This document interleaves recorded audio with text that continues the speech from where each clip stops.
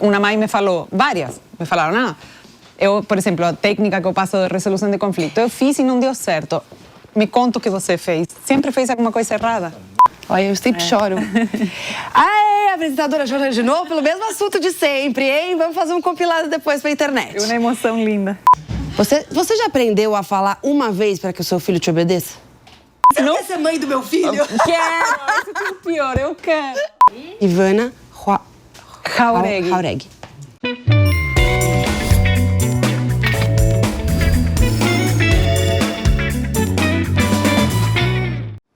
Aprenda a falar uma vez e que seu filho te obedeça. Essa frase inacreditável é seguida como lei pela nossa convidada de hoje. Especialista em maternidade consciente, ela ajuda milhões de mães a viverem uma maternidade plena. Hoje comigo no IOF, a educadora Ivana Jauregui. Seja muito bem-vinda, Ivana. Eu falei, o seu sobrenome se pronuncia... Jauregui. Eu quero começar perguntando sobre a Ivana, para além dessa assumidade que nos ensina todos os dias a cuidar dos nossos filhos de uma maneira melhor. Quem é você, Ivana? A Ivana é uma apaixonada por criança, por educação a vida inteira. Eu cresci numa escolinha que a minha mãe colocou dentro da nossa casa, lá no Uruguai. Quando eu tinha um aninho de idade, minha mãe abriu uma escolinha na sala da nossa casa. Então, para mim, estar em contato com crianças, participar de reuniões de mães, pais, psicólogos, é o quintal da minha casa, é o mais natural. Quando eu tinha 9 anos de idade, a minha mãe precisava ajuda na escolinha dela e ela me chamou para ser uma auxiliar. Então eu comecei a trabalhar na escolinha dela como auxiliar de apoio dela com 9 anos de idade. A partir daí, a minha vida sempre foi criança. Você acha que isso foi bom para você começar a trabalhar tão cedo? Você sabe quando... Ou foi excepcionalmente bom porque era uma questão específica de lidar com crianças? Eu nasci no lugar certo, na hora certa, com a família certa, nas condições certas. Essa é certeza absoluta para mim. Porque eu nunca vivi, até hoje, eu nunca vivi o cuidado das crianças com um peso. Para mim sempre foi um grande prazer estar com as crianças. Então, o que eu tive? Um laboratório, um estudo, uma universidade dentro da minha casa, desde que eu nasci. E como é que você veio parar no Brasil? Me apaixonei por um brasileiro. É sério? Sempre tem um boy! Sempre tem! Um boy. E aí os seus filhos são filhos desse brasileiro? Eles nasceram tudo na Bahia. É tudo baiano. Mas aí você veio pra cá pra conhecer o Brasil? Não, ele estava lá? A gente se conheceu lá no Uruguai e se apaixonou e depois de um tempo eu vim pra cá. E aí você se casou com ele aqui no Brasil? Casei com ele, tive filho. E você já tá aqui no Brasil há 20 e poucos anos? 25 anos. Agora, Ivana, você foi criada com as mesmas regras ou com os mesmos métodos e técnicas que você ensina hoje? Ou as coisas mudaram um pouco? Não, eu fui criada por uma mãe acessível. Era fácil conversar com minha mãe, comunicar com ela, uma mãe presente. Mas eu fui criada para meu gosto, com demasiada liberdade. Como assim? Uma mãe bastante permissiva. Você tem irmãos? Eu tenho que contar eles. Tenho 3, 4, 5 irmãos. Vamos dar um prêmio para uma mãe de 5 filhos. Não, mas na verdade, são 3 irmãs. A minha irmã mais velha e eu e a minha irmã gêmea. Filhas do meu pai e da minha mãe. Idêntica. Somos filhas do meu pai e da minha mãe. Aí eles separaram e tiveram... Meu pai teve mais 2 filhos e minha mãe teve mais um. Então, tá. Então são 2 mães. De convivência mesmo, são minhas 2 irmãs e o caçulo que nasceu depois. E em que sentido você acha que ela foi permissiva, talvez demais, com você? Eu acho que na minha família faltou... Como não tinha o pai...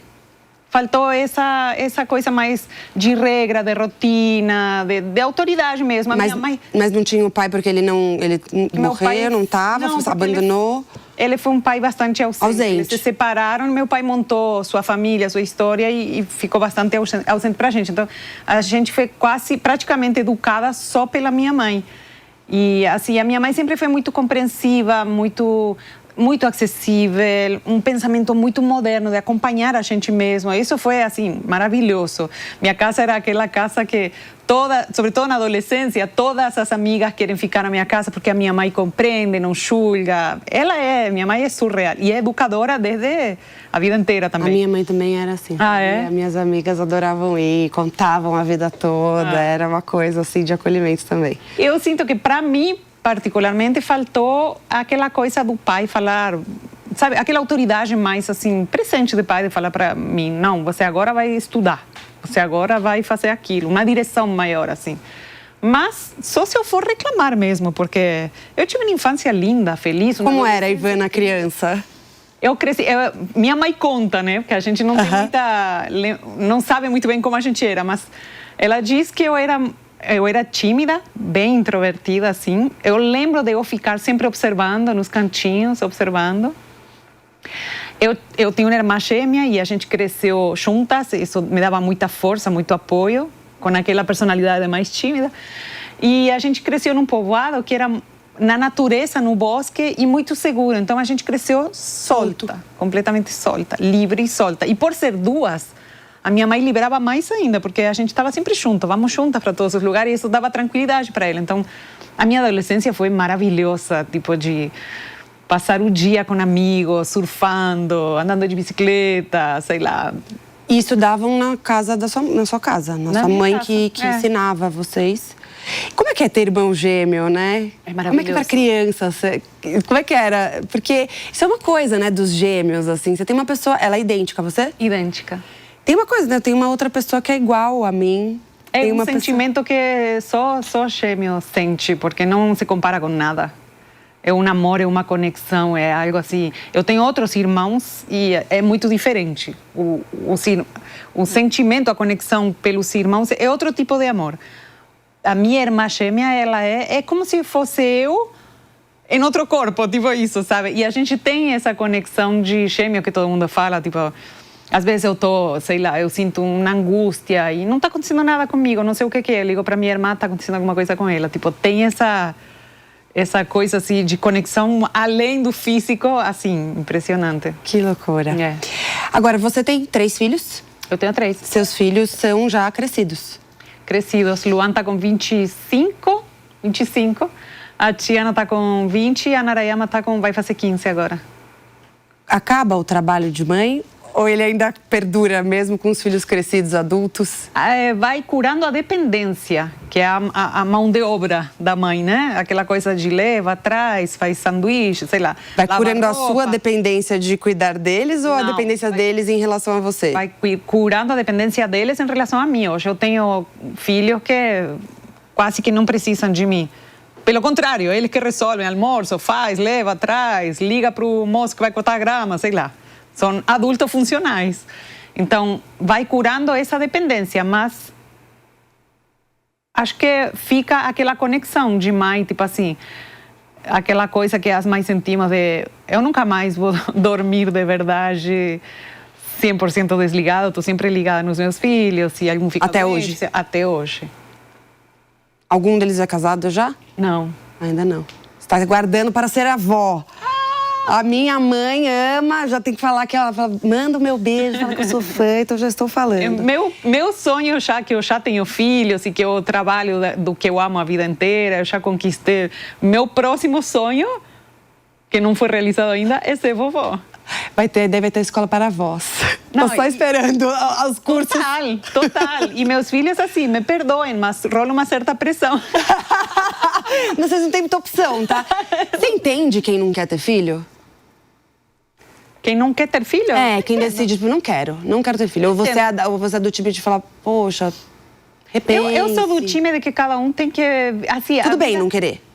Assim, quem deita no teu travesseiro com tua consciência é só você. Então, vive a vida 100% com sentido para você. Esse time sou eu. Agora, ficar falando o que a pessoa precisa ou não precisa fazer da vida dela...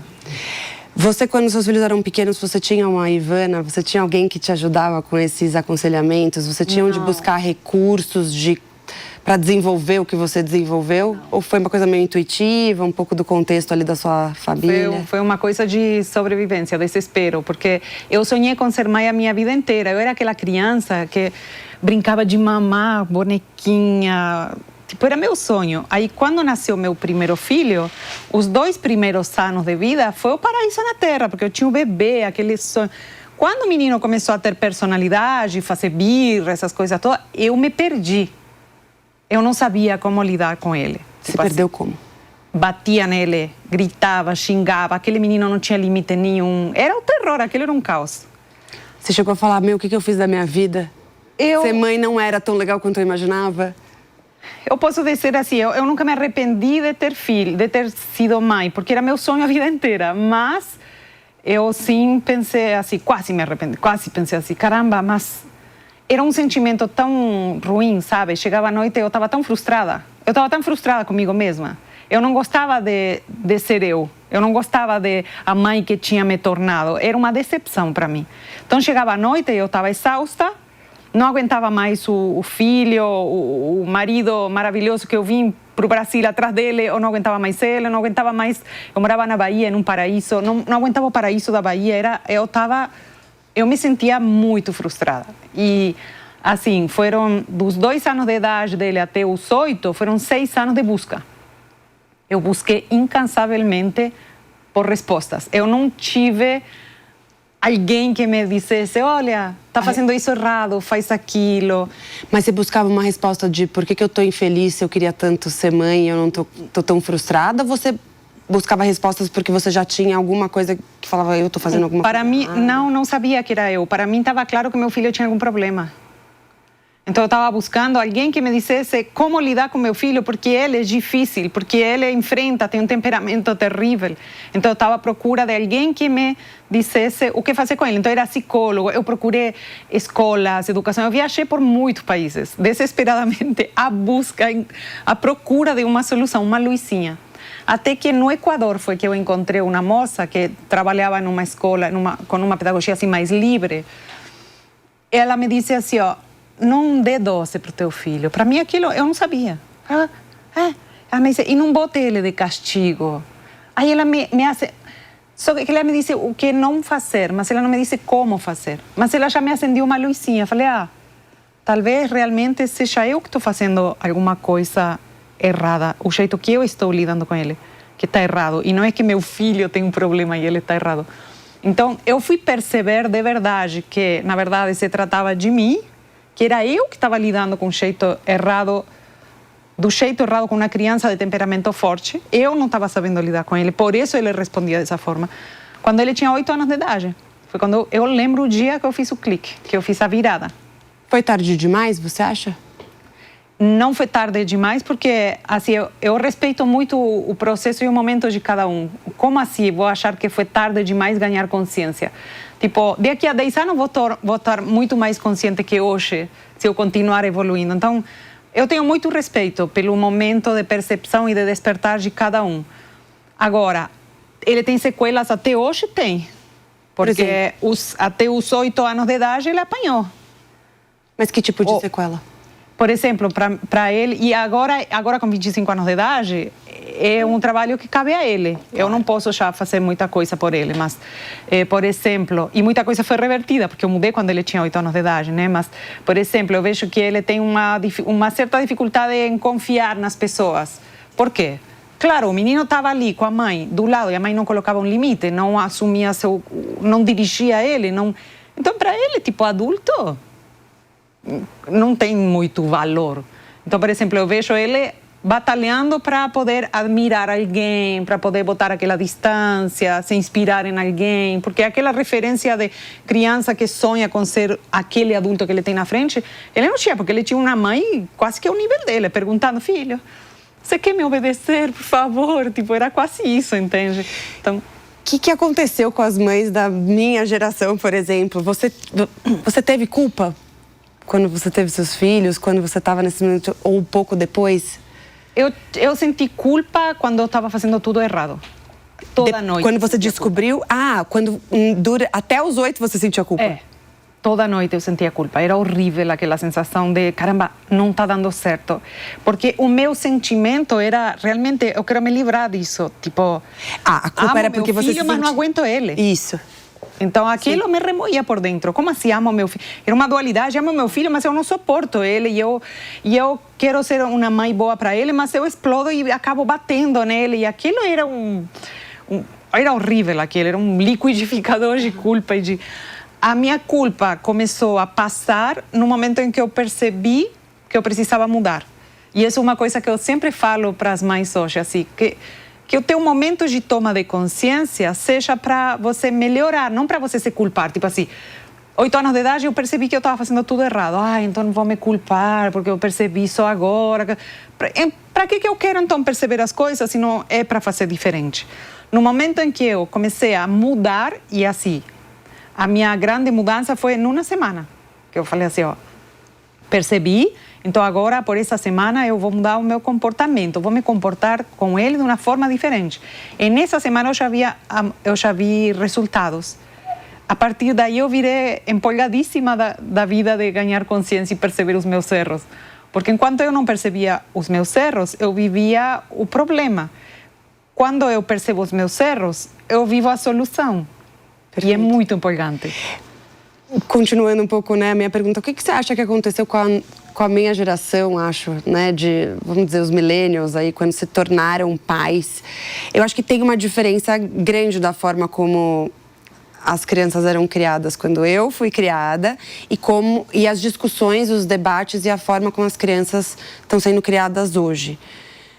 Você concorda com isso? Sim, totalmente. E o que aconteceu com a minha geração? Que todo mundo ficou culpado, desesperado, infeliz. O que aconteceu? Eu acho que eu sou muito apaixonada pela nossa geração, porque acho que a nossa geração ela está despertando para uma nova consciência em relação às crianças. Está validando a criança, querendo respeitar ela, defendendo os direitos da criança. Antes a criança apanhava e era isso mesmo, criança cala a boca, engole o choro, criança não tem querer, e a gente cresceu ouvindo isso. Isso. Então, hoje há um movimento de despertar dessa consciência. Caramba, vamos respeitar a mulher, vamos respeitar os direitos humanos, vamos respeitar os direitos da criança. A criança não precisa de nada disso. Ela é um ser humano que merece ser tratada com o mesmo respeito de qualquer outro ser humano.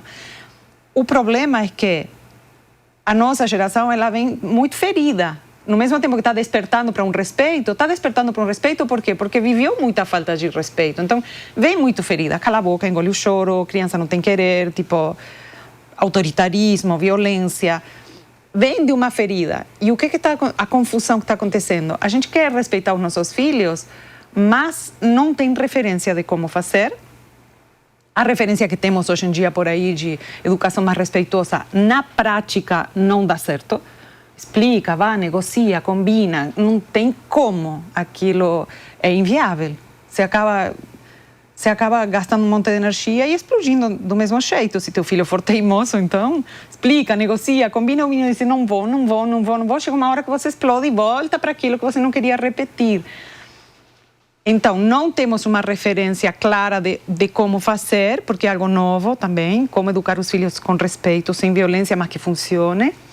E então a gente faz o quê? A gente ou usa o recurso do autoritarismo, explode, grita e bate no filho, como você aprendeu a vida inteira que um adulto tem que lidar com seu filho, ou você vai para o outro extremo. Se a minha mãe não me escutava, eu vou escutar tudo que meu filho falar, porque com meu filho eu vou fazer tudo diferente. Eu não sei o que vou fazer, mas vai ser diferente. Se a minha mãe falava engole o choro, meu filho vai chorar assim, no meio do shopping, berrando, incomodando todo mundo, mas ele está expressando o que ele sente. Se a minha mãe não me deixava opinar, não me dava escolha, meu filho, eu vou perguntar, o que você quer, filho? Como? Então, adultos feridos que estão educando os seus filhos através da reação da sua ferida. Nunca a reação de uma dor vai ser o equilíbrio para alguém. Só que eu confio muito na nossa geração e eu acho que essa reação faz parte também, porque já tem muita gente percebendo que essa reação não dá certo. A gente tem ali uma geração de crianças caóticas, incapazes de lidar com coisas normais da vida, como uma frustração, um limite, não pode. incapaz de respeitar um professor dentro de uma sala de aula. Então, já dá para ver que essa reação não está dando certo. Então, rapidamente as pessoas estão buscando o meio do caminho. O que você pensa sobre esse contexto que você comentou agora, né?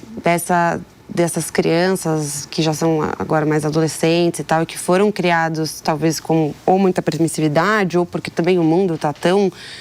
a gente vive um contexto muito grave em relação à saúde das nossas crianças, principalmente por conta do acesso à internet, inteligência artificial e etc.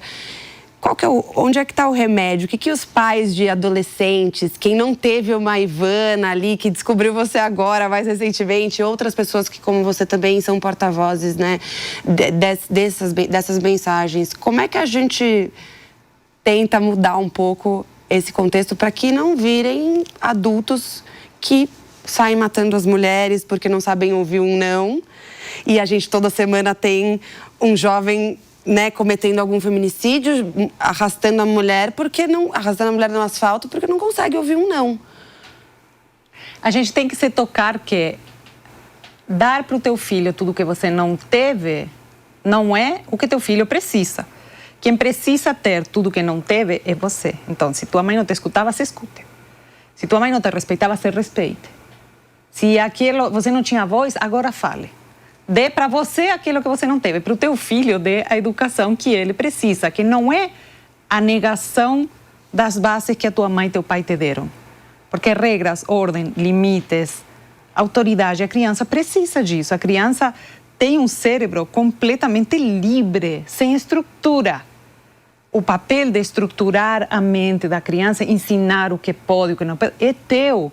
Na medida em que o cérebro dela vai amadurecendo e também você vai orientando, vai guiando, pode, não pode, vai dando noção para a criança. Se a gente vai querer educar os nossos filhos pela nossa dor, minha mãe foi tão dura que eu não vou fazer isso com meu filho, não vou colocar limite porque para mim foi tão doído. Nossa, na minha casa eu tinha que fazer tudo, meu filho não vai fazer nada, porque eu tenho condições para ele não fazer nada. Então, o que está acontecendo é crianças mimadas, sem limite nenhum, sem participação de nada, sem necessidade nem, tipo assim, guardar um brinquedo,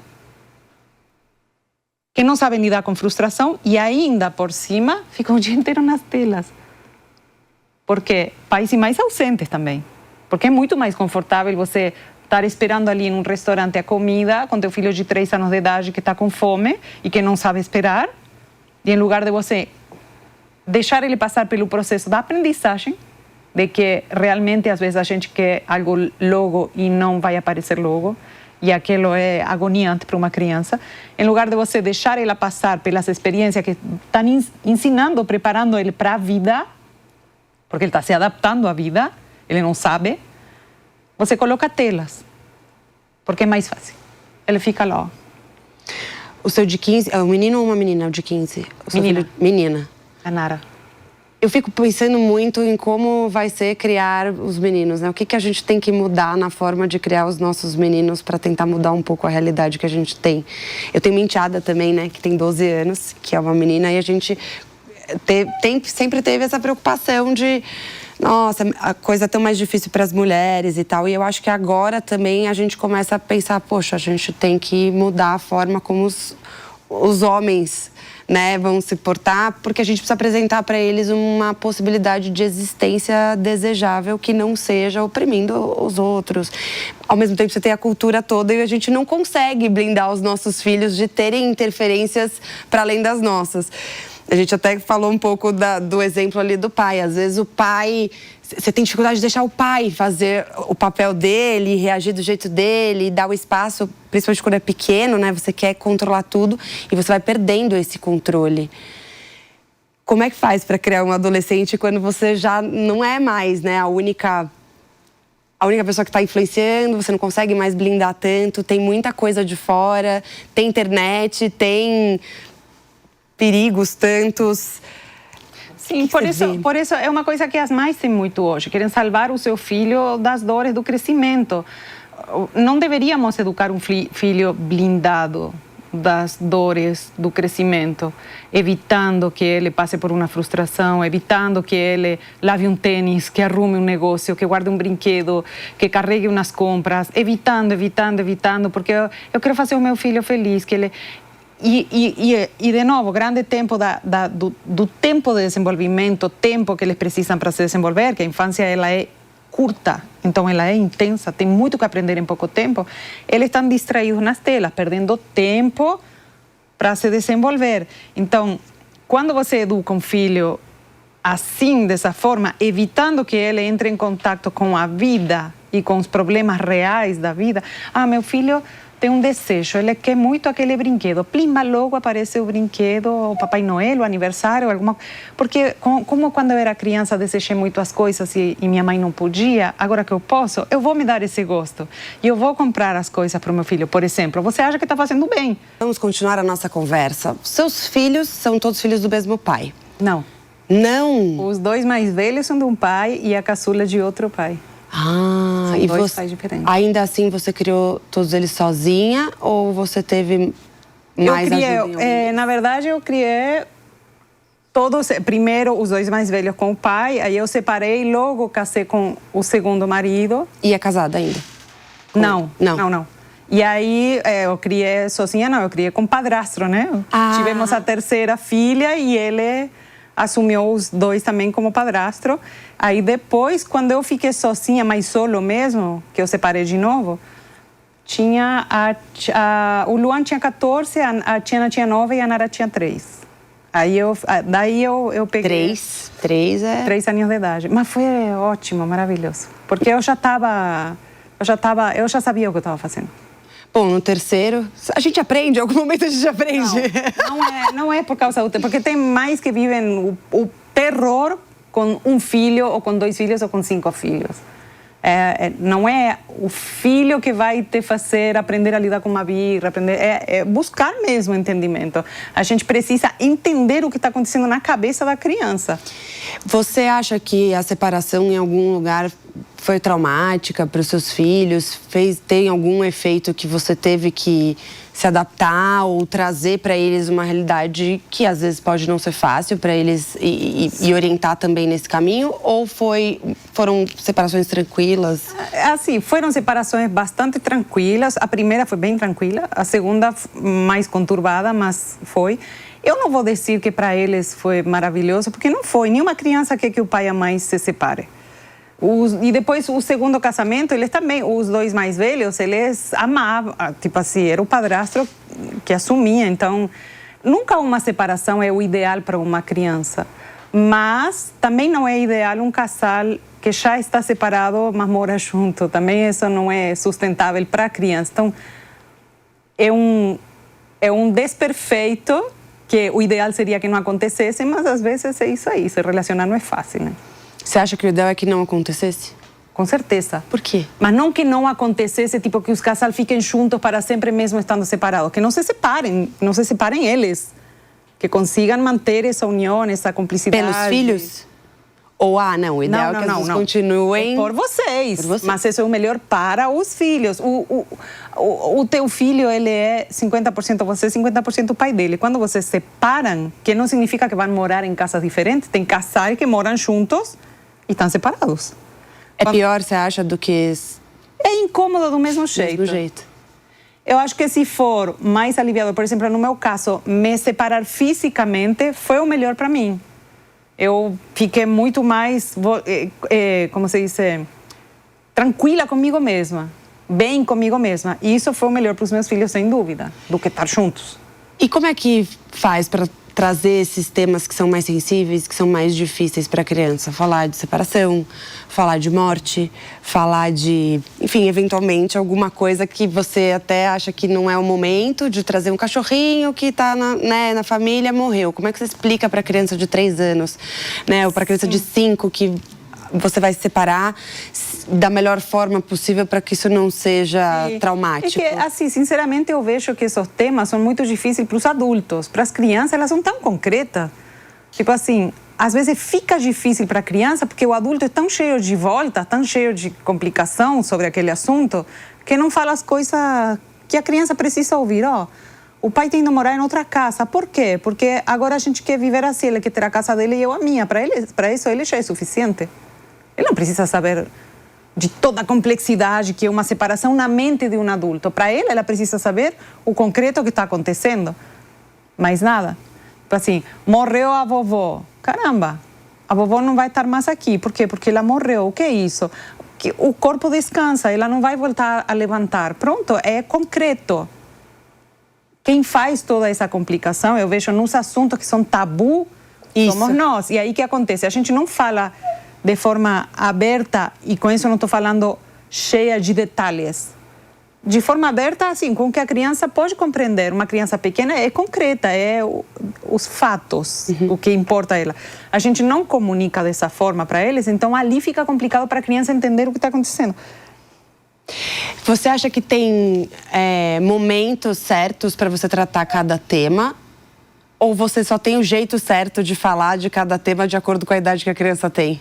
Eu sempre acho que assim, o momento certo é o momento que a criança se interessa pelo tema. Perfeito. Como eu nasci? Como faz neném? Como faz neném? Sei lá, talvez você tenha uma criança com 3 anos de idade e você fica lá, ai, será que está na hora de falar para ela? Não sei, ela está pensando em carrinhos. Por que você vai trazer para ela uma informação que não tá na realidade dela? Porque assim, a criança, quando tem uma necessidade de saber algo, ela vai perguntar. Normalmente, ela vai perguntar. Quanto mais pequena, então mais ela vai... Não tem problema em perguntar. Eu acho muito genial quando você...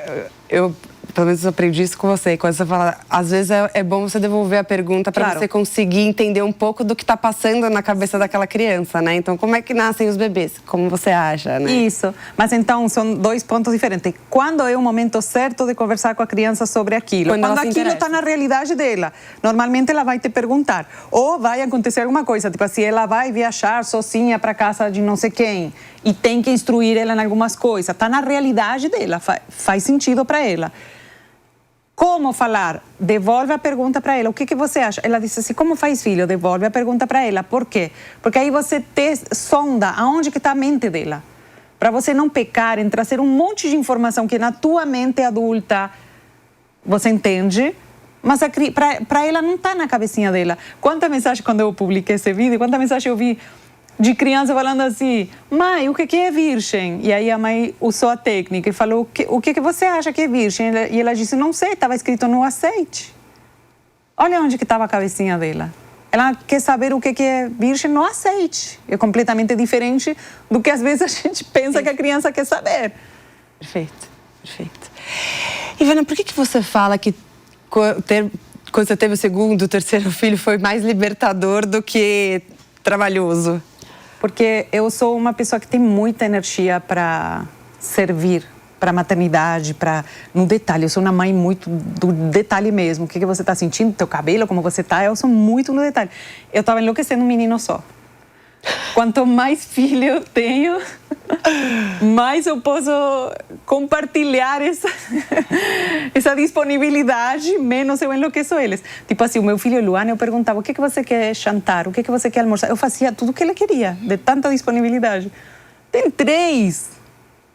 Aí tem que partilhar aquela atenção, Ficou bem mais tranquila a minha maternidade. Mas foi melhor pra você e para... Porque nesse ponto parece que foi melhor pra ele, né? Tipo assim, nossa, minha mãe não tá tão me sufocando tanto. Mas pra você talvez também tenha sido um pouco mais... Um alívio. Pra mim foi um alívio. Por isso, porque eu tava enlouquecendo o menino. E então eu tinha um menino enlouquecido, entendeu? Quando vieram mais filhos... É mais coisa para me dar conta, para me servir, para me atender. O meu filho se acalmou um monte, porque ele não tinha tanta pressão, expectativa, detalhe em cima dele. Ele tinha mais tempo livre, mais tempo vago. Você sabe que quando eu tive o meu filho, eu acho que eu não tava... Cara, acho que eu não tinha noção do que eu ia sentir. Acho que essa... Total. Eu não tinha noção. Uhum. E assim, foi uma porrada. Eu falei, cara... Eu me senti muito vulnerável. Eu falei, cara, o que eu vou fazer? Eu não posso amar tanto assim uma pessoa só. Você acredita? Olha, eu sempre choro. Aê, apresentadora chorando de novo pelo mesmo assunto de sempre, hein? Vamos fazer um compilado depois pra internet. É uma emoção linda.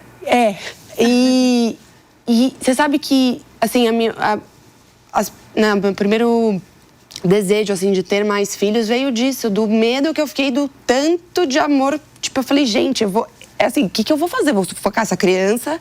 Eu tô vulnerável, eu tô dependente, eu vou... O que vai acontecer? Eu não vou conseguir mais sair do lado deles. Tá puérpera, parece que fica bem louca, né? Você acha que nunca mais você vai sair de perto daquele... E pensar em sair de perto dele quando ele é pequenininho, rasga, não dá. É difícil. Então, nesse sentido, para mim também vinha um pouco essa questão, deve ser mais libertador, porque você tem um pouco mais de e assim, dispersão desse foco tão... E também você se dá a possibilidade de amar desse jeito mais pessoas. Aí a minha mãe falou, não adianta nada você ter mais. Somos 3, a minha mãe tem 3, então não adianta nada. Isso você tá sentindo vai dobrar, tipo, não é que você vai relaxar com um porque o outro tá, né? Não. Acho que só nas coisas práticas, como você falou, né? Assim, você vai amar daquele jeito mais pessoas, mas não vai dar conta de 3, 4 do mesmo jeito que você tá dando conta de um, então vai aliviar mesmo. Ivana, você sofre ainda muito hate na internet de mães falando, você está me deixando culpada, você nunca errou? Eu, sinceramente, eu não fico... Teve uma época que, quando eu comecei a aparecer mais na internet, eu tinha muito hater, você fala?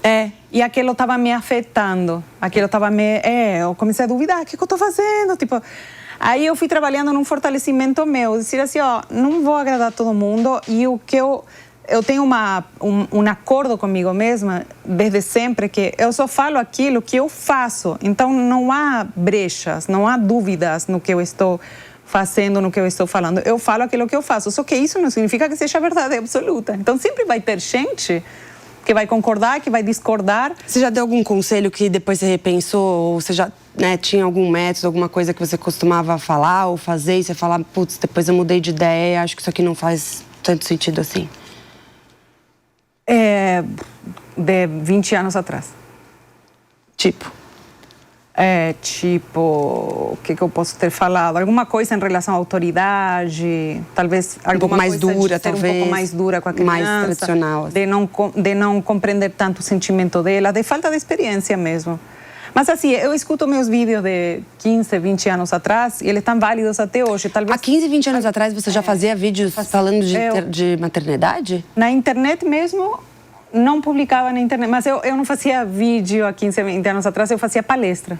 A palestra e cursos? Eu dava cursos. Na internet deve fazer 10 anos, não sei. Nos últimos anos você foi uma das influenciadoras que mais cresceu aqui no Brasil, né? A sua base cresceu muito. Vamos ver o que os seus haters falam? Você topa? Eu topo. Eu vou chamar o meu quadro Toma que o hate é seu. E nesse quadro vamos ler alguns comentários que a gente pesquisou lá nos seus vídeos e ver o que a gente fala para essas pessoas. Se você reafirma, se você acha que essa pessoa merece aí uma explicação ou não. Aspas. 3 anos de idade para estar à vontade com o pai está muito tarde, hein? Um comentário num post que você disse que a conexão com o pai demora. Porque as pessoas, às vezes, elas entendem as coisas de uma forma tão literal. Assim, eu falei que a conexão com a mãe, ela é natural, porque, assim, você conhece, o filho está dentro de você, então você já tem uma relação com teu filho. E o pai, ele tem uma relação através da mãe. Deixa eu ver o neném chutando, ele está mexendo, ele está com soluço. É através da mulher. Então... Para a mãe, quando o filho nasce, é mais natural ter já uma conexão direta com o filho que estava morando dentro dela. Para o pai, é mais natural ter uma conexão com o filho através da mulher. O que ele tem? Por que ele chora? O que está acontecendo? Ele vai buscar através de você. Demora um tempo para ele construir, e aí vai depender de cada pai. Mas ele tem que ralar um pouco para poder construir uma conexão direta com seu filho. O que eu falei nesse vídeo é que com 3 anos de idade já deveria de ter essa conexão fortalecida. Perfeito. Aspas. Isso não é idade para aprender a cuidar de casa, gente. Pelo amor de Deus. Não é a responsabilidade da criança ficar cuidando de casa. É claro, porque as pessoas entendem que delegar tarefa é para ajudar a mãe, para ela se livrar do trabalho. Só que, na verdade, delegar tarefa não é para te ajudar, é para ensinar. Você está ajudando a criança, você está ensinando ela a ganhar... autoestima, autorresponsabilidade. Pelo contrário. Você não está dando a tarefa esperando ter Vou me aliviar porque minha filha um empregado ali que você contratou para te ajudar a lavar aquela louça. Você está ensinando ele como é que lava a louça. Não, e aliás, é até o contrário. Uma criança de 3 anos de idade ensinar a guardar os brinquedos vai te dar muito mais trabalho do que você pegar e guardar os brinquedos. Então, é porque as pessoas às vezes esquecem para que estão educando o filho. O filho você não está educando o filho para te servir, você está servindo o filho. É um movimento ao contrário. Perfeito. Aspas, muito complexo romantizar a solidão materna. Pouquíssimas são as mães solos que realmente conseguem viver bem. Um comentário num post que você falou sobre uma consulta com a Júlia Faria, onde vocês falam sobre como é difícil ser mãe solo. Sim, eu lembro dessa consulta. É porque, assim, às vezes as pessoas pensam que não vê a diferença entre romantizar e valorizar. O que a gente conversou com a Júlia, que foi a minha experiência, e ela está passando pela mesma experiência, é que muita coisa fica mais fácil quando você está solo, não dá para negar isso. É o ideal, é o perfeito, é o aconselhável? Não é. Mas é verdade que muita coisa fica mais fácil quando você está solo. É só as tuas regras, tudo fica do jeito que você quer, não tem ninguém para discordar, não tem que discutir com ninguém. Eu falo para os meus filhos, a chave do carro você guarda aqui, a chave do carro você guarda aqui. Eu não concordo com que eles coloquem o pé no sofá, sou eu falando, eles vão olhar só para mim. Então, nesse sentido, pode ser bem mais fácil para mim. No meu caso, foi muito mais fácil colocar ordem nos meus filhos, porque não tinha aquela parceria, aquela discordância, de ter que chegar em um acordo. Depois tem outra coisa que é, ela disse assim, a romantização da mãe solo, todas as mães. É verdade também que existe uma vitimização da mãe solo. Só por ser mãe solo, você acha que você não dá conta. E se você mesma acha que você não vai conseguir ter uma harmonia com os teus filhos, você não vai conseguir mesmo. Quando você se abre a essa possibilidade, diz assim, não é por ser mais solo ou não mais solo, acompanhada ou não acompanhada, que eu vou poder ter uma relação leve e fluida com os meus filhos. Você consegue ter essa relação leve e fluida sendo solo, acompanhada ou o que for. É uma tarefa tua, é uma responsabilidade tua, é uma conquista tua. Então, muitas vezes a mãe solo se sente vitimizada, se sente... Mas por que você acha que é uma vitimização? Ela se coloca num lugar de vítima que, na verdade, ela não deveria estar? Você não vê que ela esteja... Eu acho que a sociedade inteira olha dessa forma, como assim, ser uma mãe solo é um erro. Não é o ideal, não é o perfeito. Então, é algo que deu errado. Ela não deveria ter ficado sozinha, tomando conta de tudo com seus filhos. Só que isso não te impede de você ter uma maternidade leve. Se você trabalha a relação com os teus filhos, não é por ser solo ou não solo que você vai viver a maternidade leve ou não. Por exemplo, quando eu fiquei sozinha com meus filhos, a Nara tinha 3, a Tiana tinha 9 e o Luan tinha 14. Os meus filhos não eram motivo do meu... Eu tinha 2 empregos. Os meus filhos não eram motivo do meu desgaste. Porque a relação com eles estava fácil, leve. E ficou mais fácil ainda por aquela coisa. Eu falava, isso pode, isso não pode, isso vai aqui, isso vai assado. E eles seguiam no meu comando. Então, não era o motivo da minha sobrecarga aos meus filhos. Você não fica, às vezes, receosa de saber que, às vezes, as mães se sentem mal ao ouvir isso porque elas não conseguem executar dessa forma? Mas é bom se sentir mal. Pelo menos já sentiu alguma coisa. Porque o pior é você se conformar com aquela realidade, que foi o que, na verdade, foi a minha grande virada. Quando eu vivia uma maternidade caótica, não me conformar com aquilo, dizer, é uma fase, vai passar, está tudo certo. Porque quando você está conformada, você não consegue mudar. Então, quando eu falo alguma verdade dessas e cria um desconforto, já criou um desconforto. A gente não muda nada que estiver confortável. Tipo assim, tua casa está linda, maravilhosa, não tem motivo para fazer nada. Tem pingando água no teto, tem motivo para mudar alguma coisa. Então, quando há um desconforto, é um motivo para você mudar. Às vezes, algumas mães comentam assim, eu já ouvi isso falar, você me trouxe mais culpa. Não. Eu não posso, eu não tenho esse poder todo. Se eu tivesse esse poder sobre as pessoas, então eu resolveria a maternidade de todo mundo, que esse é meu maior desejo. Resolvemos, plim, a maternidade de todo mundo. O que pode sim acontecer é que aquilo que você escolheu ouvir, que eu falei, levantou a culpa que você já está sentindo. Uma criança de 5 anos de idade dizer que eu fiz um desenho e saiu errado porque você me fez sair errado, faz sentido. 5 anos de idade não tem responsabilidade nenhuma. Um adulto dizer que alguém provocou um sentimento nele, você é livre de se sentir do jeito que você quiser. É algo dentro de você. Tipo assim, você pode me olhar com cara do que você quiser, que eu vou me sentir do jeito que eu quiser. E eu posso até escolher de que jeito eu quero me sentir. É tanta liberdade, é tanto poder que a gente tem dentro da gente, que às vezes, quando a gente não assume esse poder, fica se vitimizando e colocando essa responsabilidade nos outros, que era o que eu fazia com meu filho. Colocava a responsabilidade no meu filho. A minha maternidade não está legal porque eu tenho um filho que não obedece, porque ele não é fácil. Enquanto você coloca a responsabilidade fora de você, daquilo que você está sentindo, jamais uma palavra minha vai ser colocar culpa numa mãe. Mas você está se sentindo culpada.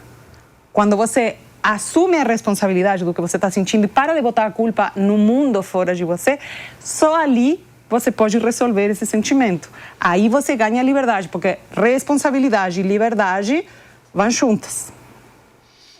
Aspas. Não concordo. Eu sou mãe e a melhor amiga da minha filha e do meu filho. É um comentário sobre uma live onde você disse que a mãe não tem que ser amiga dos filhos. Sim. Ela, né, porque se ela deixaria de ser mãe.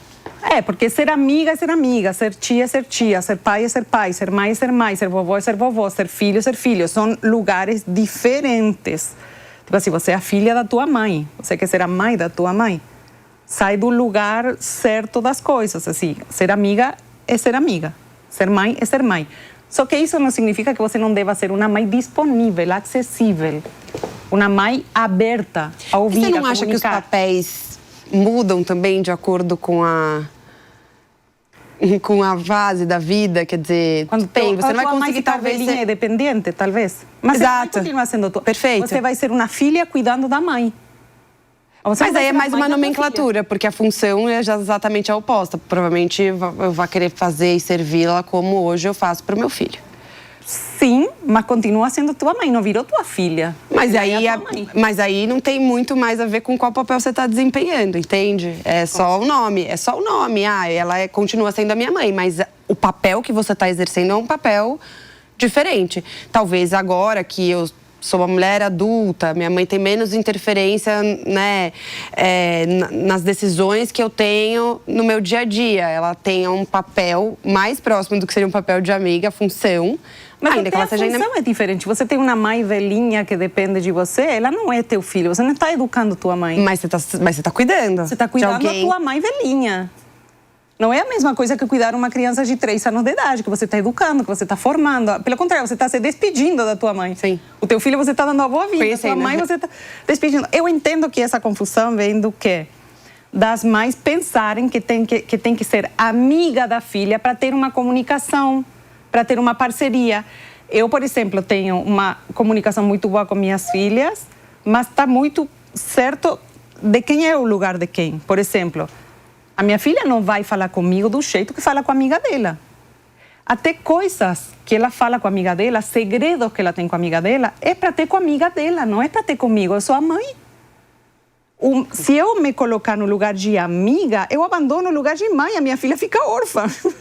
Certo. Ela precisa que eu esteja no meu papel e que seja eu a pessoa que vai dizer a ela: ei, desse jeito você não fala. Amiga não vai educar, não vai dizer: ei, desse jeito você não fala. Então aí que mora o perigo escondido, mas que eu entendo da onde vem a necessidade da mãe dizer assim: eu sou muito amiga da minha filha. Na verdade, o que ela quer dizer é muito amiga, o que ela quer dizer é que ela é disponível, que ela é uma mãe acessível. E isso é muito importante. Ter uma boa comunicação, acolher, aceitar, conversar de tudo com tua filha.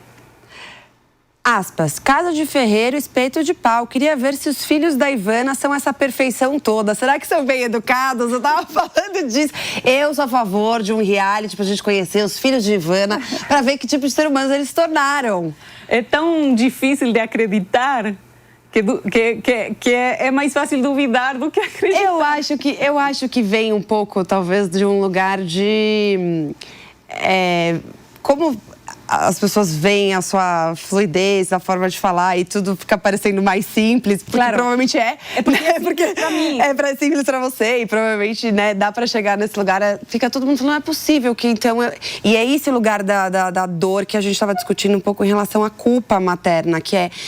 Pô, por que eu não consigo? Por que eu não tô, né, conseguindo desempenhar isso? Será que ela nunca errou, então? Será que ela não erra? Será que em nenhum momento da vida dela ela para e fala, gente, me deixa em paz? Eu vivo contando os meus erros, os erros que eu tive, assim, de bater no meu filho até os 7 anos de idade. Mas hoje, de tipo, você chegou a um lugar de não errar mais, você acha? Ou você continua errando? É que aí que está o problema. A gente acha que a maternidade fica perfeita quando não acontecem problemas. E, na verdade, não é isso que acontece. Porque a vida é um problema constante o tempo inteiro. Problemas há, só que não há problemas com os problemas. Na nossa família, e a Tiana está ali de testemunho. Tiana, um ser humano incrível, posso falar para vocês Eu não isso, mas a gente quer esse reality show para acompanhar o dia a dia deles. Na nossa família há desentendimentos, mas não há falta de respeito, não há gritos, não há aquela pressão de que um tem que fazer para agradar, para satisfazer. Há muita liberdade, há muito respeito de cada um. E não há aquela rebeldia, sabe? Narayama, 14 anos de idade, ela deveria estar rebelde, adolescente, contra mim. Não há, os meus filhos, eles não estão em contra de mim. Pelo contrário, eles sentem gratidão. Então, eu sempre digo que minha casa é um templo e eu sempre digo que eu gostaria de botar câmeras para as pessoas verem que é possível viver outra realidade. Não de quem tem sorte e tem filhos lindinhos, de quem apanhou pra caramba para poder alcançar essa realidade de convivência respeitosa, de carinho, de ordem, de divisão de tarefas. Aspas, olha de novo. Só eu acho que por ela ser uma mãe solo, ela não deveria se colocar como exemplo. Comentário durante uma live. Só eu acho que por ser mãe solo, ela não deveria se colocar como exemplo. Como exemplo de relacionamento de casal, não deveria, com certeza. Até eu falo isso para as pessoas. Eu não sou quem para ensinar, ajudar. Tem pessoas que falam assim, o problema é o marido, eu não consigo concordar com ele. Eu falei, eu sou a última pessoa para te orientar sobre isso. Agora, como exemplo de mãe, o que tem a ver ser casal ou não casal com a minha maternidade com os meus filhos, que é a minha relação direta com eles, esteja quem estiver do meu lado ou não. Perfeito. Aspas. Por que vou seguir os seus conselhos se nem faculdade você fez? Você não fez faculdade? Não. Todo o meu aprendizado... É muita sabedoria. Não precisa de aula. E olha só, as coisas que eu estou falando, quando as pessoas escutam, elas dizem, e eu vejo muito esse comentário no meu Instagram, é incrível como o óbvio tem que ser dito. Então, tem que estudar o quê para falar o óbvio? Eu estou falando o óbvio, mas eu entendo o comentário também. Entende? Claro que eu entendo o comentário. Você pensa que se você fez uma carreira, estudou, e assim, num sentido formal, universitário, então ali você tem a permissão para falar de alguma coisa. Só que é real é que a gente tem um monte de profissionais que não sabem nada do que estão falando. Não é aquilo que te garante saber alguma coisa. A minha experiência, que tem pessoa que diz assim, ela não baseia nada na ciência. Assim, o que é ciência? Observação. Eu observo desde que eu tenho memória. Não é uma criança, são milhares de crianças. Eu já fui fundadora de escola, já acompanhei milhares de crianças, milhares de famílias, além dos meus 3 filhos. Já fiz tudo errado, conheço o caminho para fazer dar certo. Então, para as pessoas que dizem assim, ela não tem uma formação formal, então por que eu deveria acreditar e fazer o que ela fala? Eu diria, pega uma das técnicas que eu te falo, coloca em prática. Se não dá certo, duvida de mim. Só isso. Está posto aí o desafio. Ivana, tem alguma pergunta sobre maternidade que você não saberia responder? Algo que você se pergunta. Até agora é essa que você acabou de fazer. Alguma coisa que eu não te perguntei nessa entrevista que você gostaria que eu tivesse te perguntado?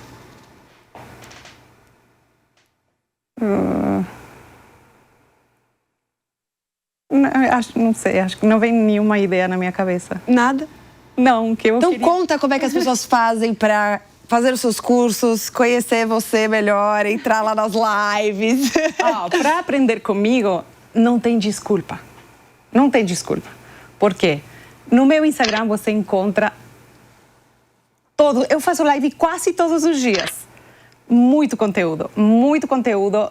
Eu sou muito generosa com aquilo que eu falo, com aquilo que eu compartilho, porque nunca o meu trabalho foi com um interesse diferente que não fosse ajudar as mães a viverem na maternidade que eu alcancei. E se eu alcancei, você alcança, porque eu não sou a mais fácil do mundo para alcançar aquela harmonia. E, por sobretudo, tocar as crianças, porque uma criança que tem uma infância feliz, ela tem um futuro diferente. Ela tem um bem-estar diferente. Então, eu sou muito generosa, não guardo nada, não escondo nada, compartilho tudo. Então, no meu Instagram, você não tem, como se diz, a desculpa para dizer, mas ela não ensinou. Não. Você não procurou o vídeo do que você está querendo, que tem muita gente que fala isso. Você falou, mas não ensinou. Procura porque está lá. Tem o Instagram, tem o YouTube. Para as mães que querem fazer uma transformação organizada, que tem essa condição, que dizem assim, vou me dedicar a transformar essa maternidade agora, eu criei um método que se chama Método Mãe Plena. É um método que ajuda a mãe, entende que a mãe está vivendo naquela confusão, naquele caos, que tem alguns desafios, e prepara a mãe durante 6 semanas nessa transformação. Acompanha a mãe nessa transformação, desde como ser uma autoridade, qual é o papel de mãe, está educando o filho, para quê? Lembra? Para que você está educando o filho? Como colocar regras e limites na prática, como montar um ambiente preparado, que etapa de desenvolvimento do teu filho. Assim, tudo que uma mãe precisa entender para ter ferramentas para lidar com seu filho. O Método Mãe Plena já é um curso pago, que tem que fazer inscrição, tudo aquilo. É bom, é muito bom, porque é uma transformação garantida. Quem faz o método não desfaz. Ou o seu dinheiro de volta. Total, tem garantia, tudo isso. Mas assim, todos os relatos que eu tenho de mães que passaram pelo método, todas elas falam. Na primeira semana foi uma transformação absurda e eu nem mexi no meu filho, só mexi no meu jeito de enxergar o meu filho. E depois que eu vi, não consigo desver. Então, é um caminho sem retorno. E o filho acaba, quando chega no fim, o filho acaba nessa realidade que às vezes é mais difícil de acreditar. Você fala uma vez e teu filho te obedece. Por quê? Porque não é o filho que tem que ser diferente, é você que tem que lidar diferente e não é um bicho de 7 cabeças. São pequenas coisas que precisam mudar. Então, o método está ali para servir quem quer pegar o bonde e fazer essa transformação logo, mas quem não quer, quem não pode, e isso é o que deixa a minha consciência super em paz. Tá tudo no meu Instagram, não tem desculpa. Se a mãe brasileira quer mudar, mude. Muito bom, obrigada, eu adorei. Se você também quer ser uma mãe plena, você corre lá no Instagram da Ivana e não perde o Em-Off da semana que vem com o meu próximo convidado. Até lá, tchau.